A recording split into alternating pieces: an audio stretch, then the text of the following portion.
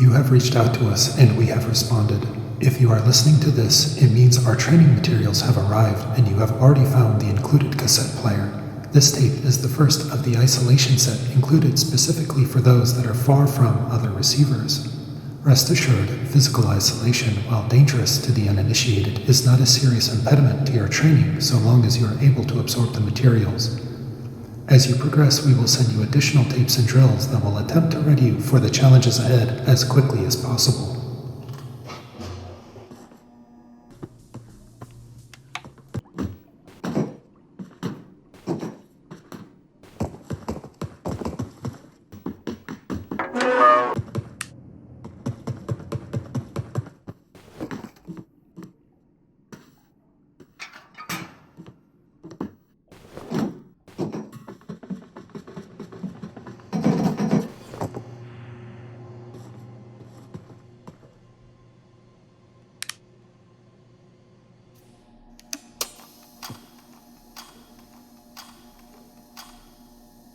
One effective tactic in corrupting a receiver's mental state is to target those close to them. The threat will bombard your friends and loved ones with hateful and terrifying lies, turning them bitter and afraid, and making exposure to them a risk to your own well-being. It may seem to make sense to minimize those relationships, but this also plays into the threat's plans. In a situation with no positive outcomes, the correct action is to reduce the damage as much as possible. The odds are stacked against us, but the hope of success lives on as long as we can delay the threat. Hold close to those around you as long as you can. Build the ties that give you strength and perspective.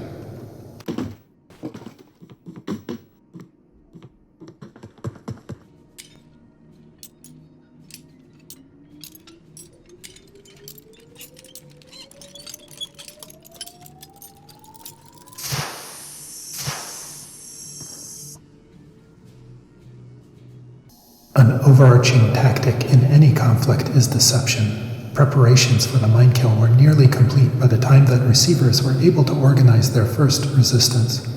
This is because the attack was invisible, deniable, and works by targeting and expanding our blind spots until one is totally senseless.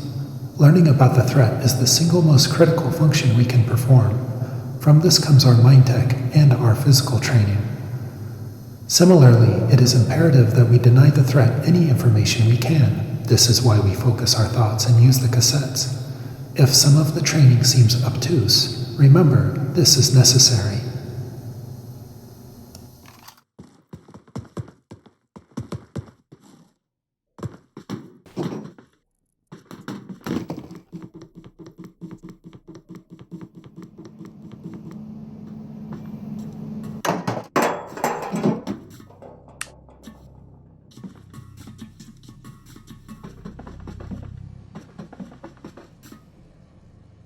You have become awake in reality B, but you exist at a deeper level, reality C. Once you have this realization, you may feel that reality B is somehow less real than your physical reality. This is an inversion of values caused by the threat.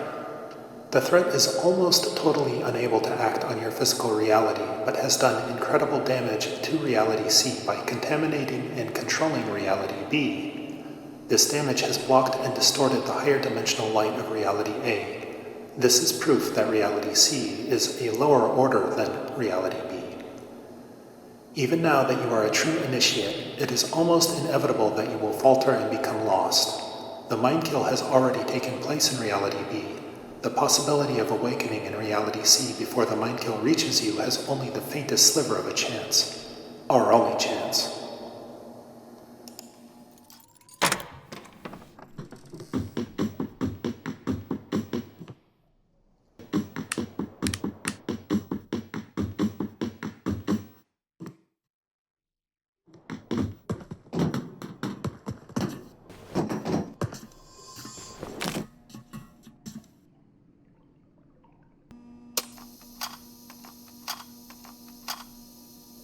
Many new receivers wonder what the structure of the organization is. They want to know who is in charge and how they can advance in order to gain authority over other receivers. The question is meaningless. Is the person who sees the light in charge of it? Anyone, anywhere can receive the message. While some may see clearer than others and provide help and insight, it doesn't make them the leader. Reality A is immense.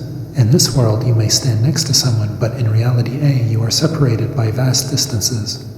Because what one sees from one's own position is always different than another's, you are your own authority. Seeking power or authority over fellow initiates is indicative of a sleeper agent for the threat. If you have these thoughts, it is critical that you root them out by building alternate goals and values.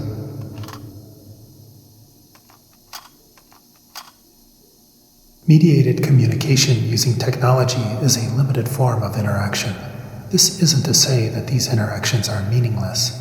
Often the opposite is true. Trivial interactions take on a feeling of great importance. It is in that way that the threat is able to twist and control many people. The solution is simple. Understand your medium of choice. Avoid mediated interactions when possible.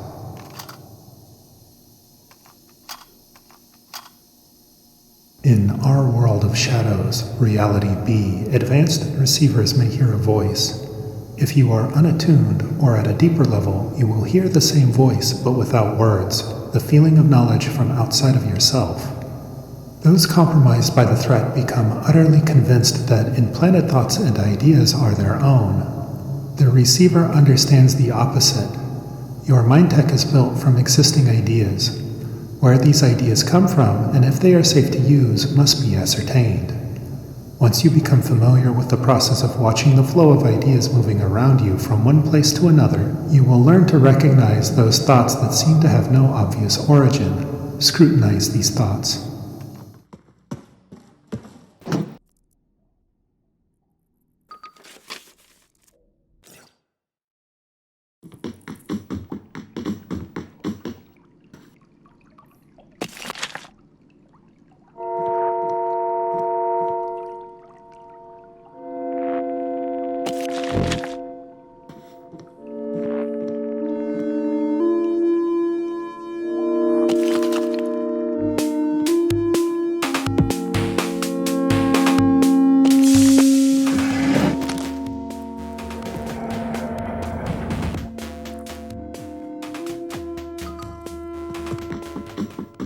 We often think of how difficult a task is in relation to how much effort went into preparing for it. In this way, anything that can be done without preparation is easy. We intuitively understand that everything is difficult in the same way. It is continued daily effort that is difficult. This is why we practice every day. We cultivate a habit of training because that is the only way to accomplish the difficult tasks set before us. But to cultivate a habit of everyday training is actually the exact opposite of what many people think. Paradoxically, to accomplish a thing consistently starts on the first day you fail to accomplish that task. There are always barriers and interruptions to training. There are always distractions. The only constant in training is that conditions will never be ideal.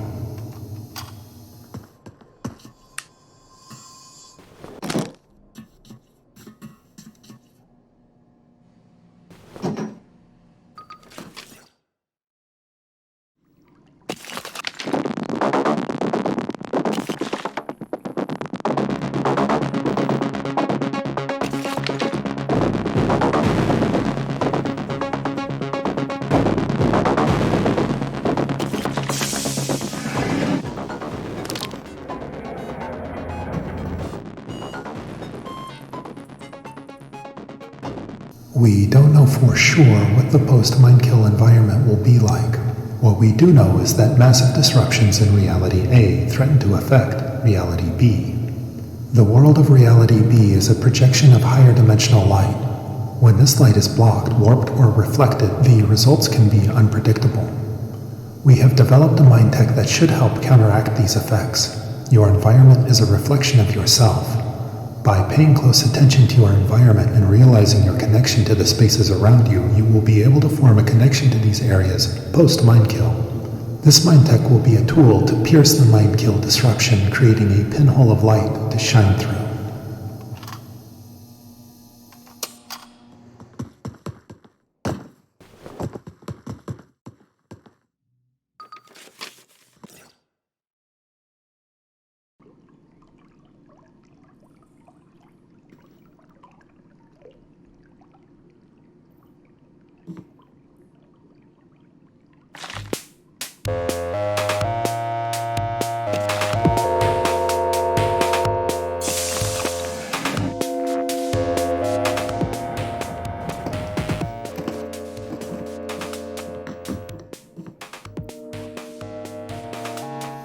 The threat has buried a caustic idea deep in our collective psyche, that one mistake undoes all previous effort, that somehow the failures count much more than the successes, that temporary setbacks are permanent, or that permanent setbacks are the same as no progress at all. The fundamental process of accomplishing any goal is to be able to overcome the inevitable setbacks. Focus your mind's eye on this universal process. This setback has given you the opportunity to train the foundational skill that all skills are built on: grit.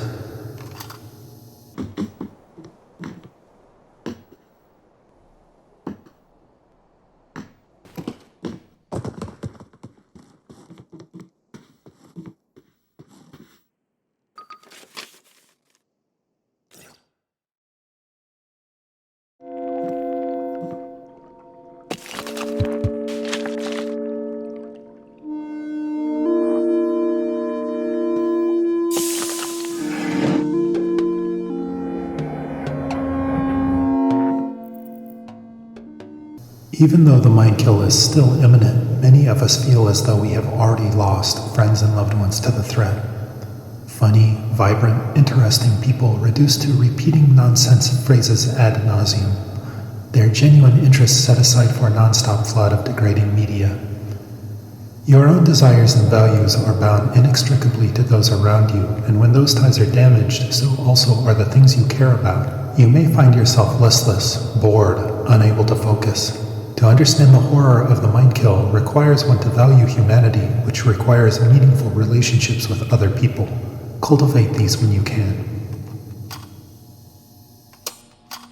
Now there are a few tapes missing here, which are connected to your rank in the game. If I return to the dreaming, in this gameplay I'm still in the tutorial. So if I reach baseline and I go to the compound, now I have a new tape here, just sitting here for me. If you are isolated and unable to attend one of our training camps in person, it may seem like the safest option is to limit exposure to the threat by avoiding others entirely. This is a mistake. Baseline mental operation requires meaningful social connections, and degrading those connections is a strategy employed by the threat. In a lose-lose situation, it is important to select the relatively better option. It is critical to meet your basic psychological needs, even if this means risking exposure to dangerous ideas. Because threat-compromised individuals feel an overwhelming urge to spread malformed thoughts, they prefer activities that involve conversation. You can limit exposure to the threat by focusing on shared activities that don't involve speaking. Back to the dreaming. As I reach a sleep and go to a compound, there's another new tape. Since we have made some progress in delaying the MindKill, some wonder why preventing it entirely is impossible. The threat exists fully in Reality A. In the ephemeral world of the mind, it has a natural advantage, and given enough time, it will be able to adapt and overcome any mind tech we develop. If we are successful in delaying the MindKill long enough, eventually the threat will find a way to subvert and destroy our teachings using our own systems to spread weakness. The stronger and more effective we become, the more dangerous our methods will be when turned against us. You will know the process has set in when self-proclaimed mind tech authorities argue that easily understood words and phrases are too complicated for you to understand, that tapes somehow mean the opposite of what they do. If that doesn't work, they will undermine the language itself so that the words we use gradually come to be understood as something different. Our messages sometimes have minor mistakes or errors in interpretation. The threat will emphasize these errors, use out-of-date training, or break down a concept into dangerous subcomponents. This has been the fate of all previous attempts to combat the threat, and if we fail to become awakened, it will be our fate also.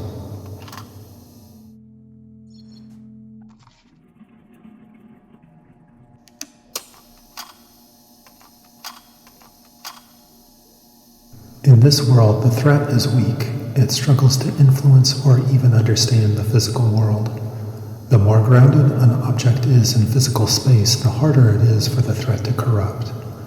The main way that the threat is able to control physical things is through the people it has compromised, but this tactic has its limitations.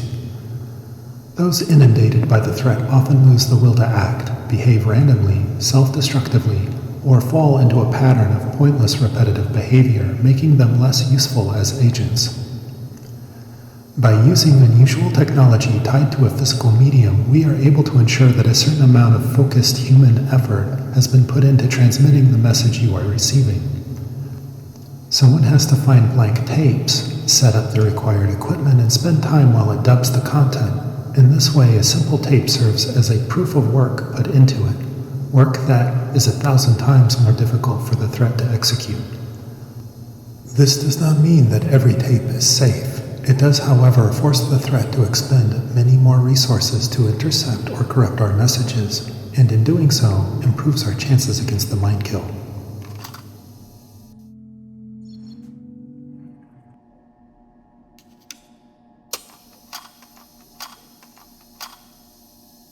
It is understood by many that information, in some sense, cannot be destroyed.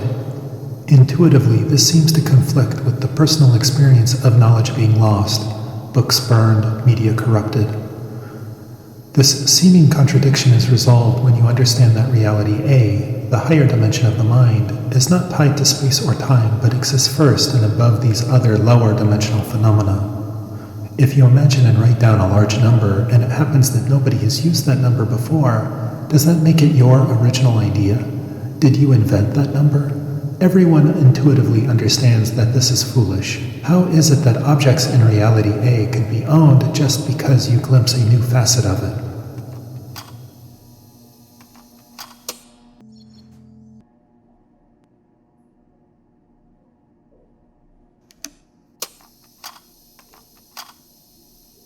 Humans have always had the potential to awaken. This is not the first time we have reached out to you. While there have been those among you that have heard our voice in the past, their inability to understand their own physical world prevented them from grasping our message. Fortunately, humanity's knowledge has grown, but it was this very growth that has set the threat in motion.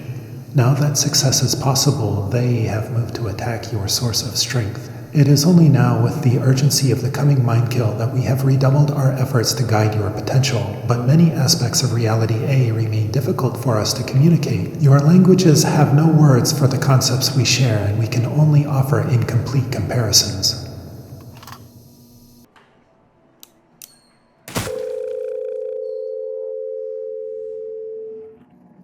After finishing the game, there is no new tape. Oh wait, there is. Many will seek some sort of practical advantage to defeat the threat. If a handgun is good, then a rifle must be better, and if creating a cache is good, then a bigger cache must be better. While preparing for your physical needs is important, fixation on physical preparation is a sign of impaired mental well-being. The difference between a useful tool and a dangerous liability rests entirely in the user. One must focus first on mental training, or one becomes a danger to other receivers. We train our body, and with our firearm, primarily to train our mind. To imagine that this can be bypassed by acquiring some physical object is the same as putting that object into the hands of the threat. 4 tapes missing. One of the tapes requires you to find a randomly placed normal white note.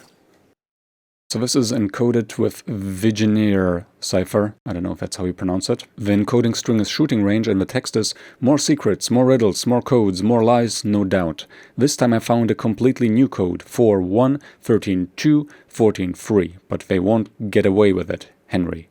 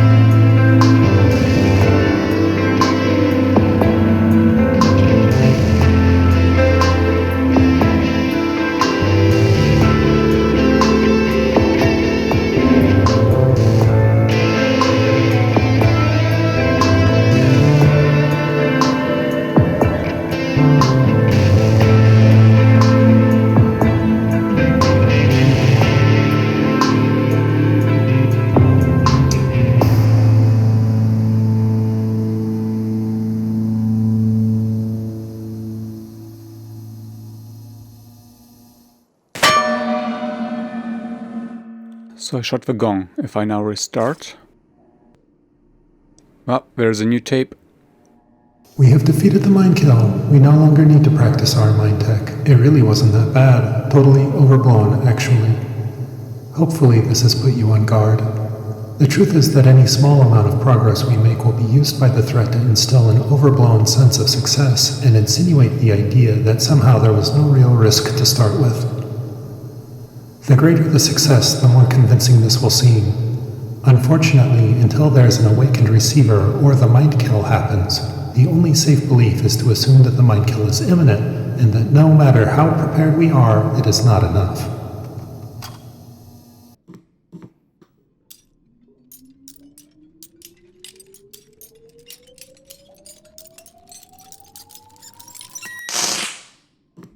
Oh, there's a tape below it. Haha. Without access to a training group, you may think that you are alone in a sea of corrupted and caustic media. The truth is that there are many people at Baseline who have not heard our training. Like the rest of us, they are attempting to protect their mental focus by reducing their exposure to harmful media. Because the threat controls the online environment, the most effective method of finding others like ourselves is by participating in or organizing local activities. Some of these people can be drawn out, and we must take any chance that we have to find more receivers.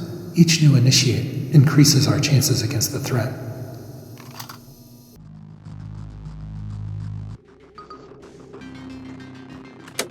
Your minds have been spied on. The rules of our world don't apply to yours.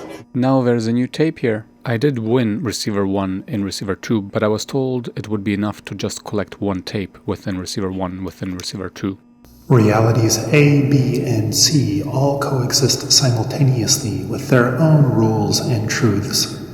A single concept crosses each reality, shining from reality A like a shaft of light, illuminating different patches of realities B and C. The light is the same, but what you see with it depends on where you look. Because the higher dimensional objects of reality A cannot be fully expressed in realities B, and even less so in C, one must understand that a single idea must be explained in multiple, sometimes contradictory ways to understand it. This is mind tech threading. It is complete.